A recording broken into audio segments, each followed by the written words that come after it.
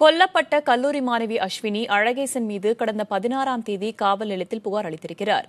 மதுரவாயல் காவல் நிலையத்தில் அளித்திருக்கும் இந்த புகாரின்படி அழகேசனுடன் கடந்த 2 ஆண்டு காலமாக தான் நட்பாக பழகியதாகவும் பின்னர் அழகேசன் காதலிப்பதாக கூறியதால் தானும் சம்மதித்ததாக கூறியுள்ளார்.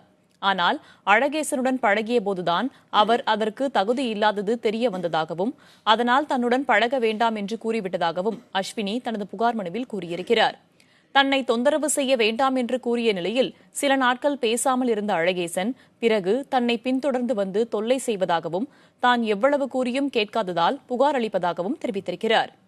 இருதரப்பினையும் அழைத்து விசாரித்திருப்பதையும் குறிப்பிட்டிருக்கும் அஸ்வினி இனி தொந்தரவு செய்ய மாட்டேன் என்று கூறினாலும் தன்னை தொடர்ந்து தொல்லை செய்வதாக புகார் மனுவில் குறிப்பிட்டிருக்கிறார்.